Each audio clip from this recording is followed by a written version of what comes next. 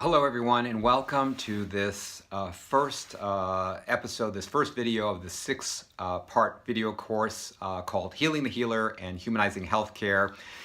You should have received the introductory 10-minute video in the last 24 hours, and this is the first episode on Simplifying to Heal.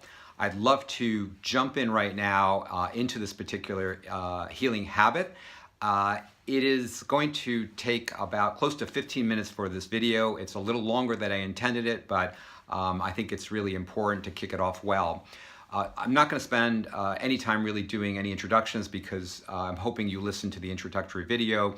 The one thing I want to say is this is a program that I think there are two things about it. One is I'm not thinking of this as a regular sort of program or course or series. This really is an invitation for you to join me in part of my life journey right now, and this part of continuously seeking improvement and healing for myself and for my family and for my colleagues. It is really about sharing my life with you. And I don't know how to describe it in any more of an honest or direct way. And the second thing that's important is that this isn't about behavior change. It's just not. I don't see it that way. I don't think about it that way. I don't feel about it that way. This is about designing your environment. It's about designing your external environment and designing your internal environment. And so I'm inviting you to join me in the continuous design and redesign of our lives. And in that mode, there is no failure, there is no blame, shame, or guilt. If something doesn't work out, it's not about us because that's not what we're doing. It's about really redesigning our environment to support us and to optimize us. And so just simple as that. So I'm going to really dive in now into the healing habit number one, simplifying to heal. This is a critically important healing habit, and I placed it purposefully as the first one because if we're going to add other healing habits into our life, we have to create a clearing, an opening for the others to take root. And so there is a reason, and as I mentioned in the introductory video, there's a reason for how I sequenced these healing habits. So, simplifying to heal. Have you ever noticed when you need to get something done, whether it's an assignment at work, a writing project, doing your taxes, tax season is coming up soon, whatever it is, all of a sudden you have this strong instinct to clean. Whether it's cleaning your desk or cleaning your office or cleaning your files or cleaning the kitchen or cleaning your closet out. I find every single time I have a real serious project to do, that's the first thing I do. I spend the first 30, 60 minutes cleaning up and organizing before I can sit down and focus. And so the point here is that is not an isolated incident. It is not by accident. It is a real human need. And you see this need expressed by the greatest minds and the greatest creators and the greatest history makers of time. If you think about Gandhi, or if you think about Nelson Mandela, or if you think about Churchill, or if you think about business people like Steve Jobs, you see this need, this manifestation of simplicity, simplifying their life, clearing, so uncluttering, so that they can actually accomplish great things, that they can perform at the level they need to perform. I've seen this in my own experience with CEOs that I've worked with, that when they step into that role, you see them making a clearing, and sometimes you don't, but my guess is that most of them, if not all of them, do. And this is true for business people, for tech people, for artists, designers, performers of all sorts. And so again, I really think this is a secret sauce. This is a critically important habit, not just for healing, but for performance. It's been written about by many people. I could spend so much time with you discussing this literature. I just want to share a few books that you might want to read if that's something that helps you. If not, don't worry about it. John Maeda, M-A-E-D-A, wrote a book called The Laws of Simplicity. He was a fellow who's trained as an engineer at MIT. He was also a designer. He was, when I met him a few years ago, not that long ago, he was, after he had written his book, The Laws of Simplicity, He was also the head of the Rhode Island School of Design, RISD, one of the greatest design schools in the country and in the world. And and basically he was saying, if you're going to create, if you're going to design, if you're going to perform, you have to simplify. And he put together these 10 rules. It's a great small book. Greg McKeown wrote a book called Essentialism. I would urge you to read that. Gary Keller wrote a book called The One Thing. And he talks about this idea of simplifying and focusing on one thing. Ryan Holiday, who's a media guru and really accomplished, has revived Stoicism, and he writes about this over and over again. He's got a couple of great books I've read called, one is called The Obstacle is the Way, and the other is called The Ego is the Enemy. Great books. He talks about the fact, and he raises the Stoics and how they talk about this issue of simplicity. Peter Thiel, Thiel. Peter Thiel was one of the founders of PayPal and investor in Facebook and a real kind of business giant, modern business giant. And he wrote a book called From Zero to One, again about simplicity. And finally, a book I would recommend if you haven't read it is called A New Earth, or just about any book by Nassim Taleb, Taleb. He talks about how simplicity is so important if we're going to connect with the real energy of life.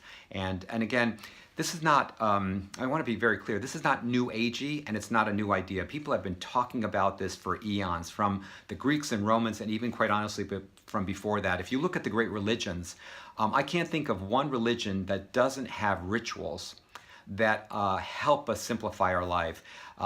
Think about the ritual of fasting, whether it's Lent in Christianity, Yom Kippur, and other fast days in Judaism, or Ramadan, the month-long fast during the daytime in the Muslim religion. They all have these rituals that allow us to simplify, to clear our lives and unclutter, to relieve, to liberate, to release us, so that we can connect to something much deeper, something much more powerful, and again, heal ourselves and perform in an optimal way. So the paradox of this is that we often think of these activities as suffering, as giving up, as denying ourselves. And I think words are really important here, because the fact is that that's not the truth. It's actually not about deprivation. It's about alleviation. It's about elevation and liberation. And again, if you read Ryan Holiday and others, the Stoics wrote about this. They wrote about, the people who live in these marble and gold palaces are, in some sense, real prisoners of that environment. And so while we initially think of activities of simplifying as potentially denying ourselves, giving up something, etc., the paradox is that it's actually more about liberating, and it's more about elevating, it's more about the alleviation of suffering than anything else. So in this case, less is actually more. Simplifying is a powerful healing habit that it can absolutely contribute to all the things we talked about in terms of resilience, in terms of energy, in terms of vitality, in terms of calmness and focus, in terms of being able to give to others, to improve our relationships, to connect to our God, to connect to some energy that is shared amongst human beings and amongst life. And again, this is not stuff I'm making up, and this is not stuff that's been written about in the last 5 or 10 years. It's been discussed and written and explored for eons. Now, the challenge with this is that we live in a consumerist culture. And by the way, that's not a new phenomena. It's been around for a long time. We see, we want, we feel we need, we acquire, we consume, and then we repeat. And that consumption cycle is a vortex. And it's very, very easy for that to become our reality, for that to become a reality of dependency. And as the Stoics talked about, it can become a prison. And so the simplifying to heal is a way to break that cycle. And again, if you look at the people who create and you read these books and you listen to these people who are world leaders and history makers and designers and engineers and business gurus, their life is one of simplicity. It's remarkable to me how many well-off, accomplished people live lives that are simple. And even though it may not appear to us, my guess is that there's more simplicity in their life than we appreciate. I was just listening to a social media guru who's one of the greatest social media giants of our time, and he could have whatever he wants. He's literally vying to buy the Jets, the football team, but he also at the same time says, I don't need any of it. And boy, oh boy, that is simplicity. Okay, and so again, this is about liberating, freeing, relieving, releasing, creating a clearing for us to connect to ourselves and to something deeper and to connect to others. And the reason I put this as healing habit number 1 is I felt it was important for us to do this before we start to add some other healing habits.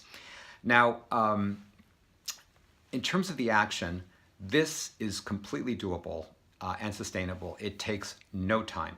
Now, yes, if you want to clean up or something like that, that may take a few minutes. But many of the things that you can do here are literally, you could do instantaneously with no effort and no time commitment. So again, extremely doable and extremely sustainable. I'm going to give you some examples.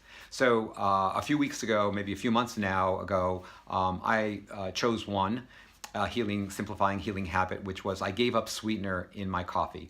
No sugar sweetener, no non-sugar sweeteners, no sweetener in my coffee. Now, this sounds remarkably ridiculous, and yet I cannot tell you how powerful and releasing and relieving it is, and empowering that is. Now, that led me to give up chocolates and sweets after dinner. I can consume quite a bit of chocolate after dinner. I think more calories than most gray whales consume in a month, but I gave that up. And really what was interesting was not only did it not take up time, it actually saved me time, because I don't have to go to the store, I don't have to stock my cupboard with chocolates or sweets for after dinner. And by the way, at night when I do my work or read, I don't have to get up every 5 or 10 minutes to get a piece of chocolate or a piece of candy, because it's not there. And so again, those are simple things to choose. You can choose other things to give up. The thing I want to say about this, though, that's important is you don't have to choose something that is necessarily a healthful activity. So giving up something like carbohydrates or sweeteners or some chemical dependency like cigarettes or alcohol, they have obviously a healthful benefit in and of themselves. But the real healthful healing habit here is actually the act of simplifying. That is actually what is healing here. The added benefit is if you give up something like carbohydrates or sugar or alcohol or even coffee or whatnot, they may have extra benefits, but the point is the healing benefit is around simplifying, and you will feel the impact of that in addition to whatever else whatever else other healthful benefits you derive.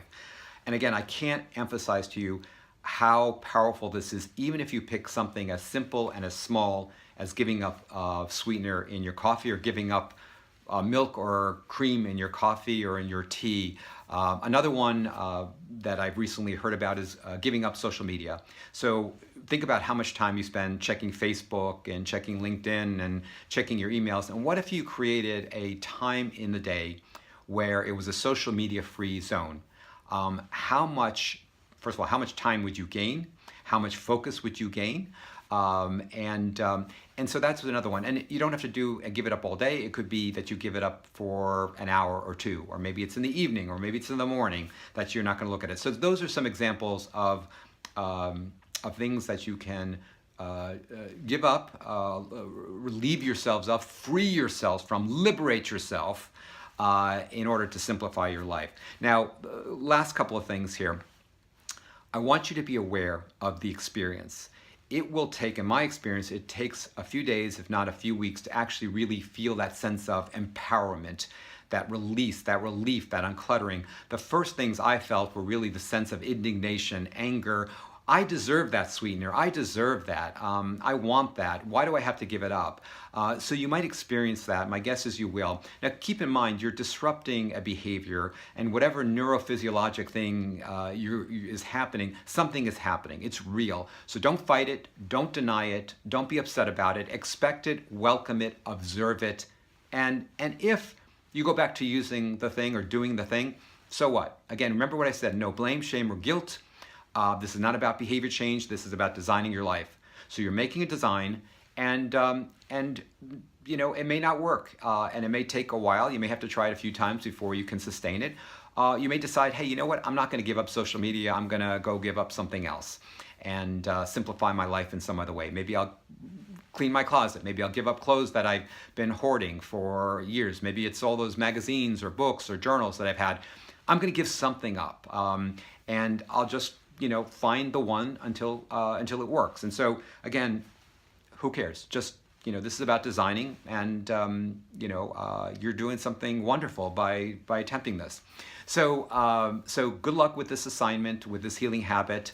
I expect that what I'd like is for you to maintain this throughout at least the 6-week period. So whatever you pick that one thing. If you have to change it, change it. But it's not going to be a 1-week activity. You're going to sustain this simplifying, and then we're going to build on it with the next one. Next week I will send you the second video installment. That will be about meditating to heal.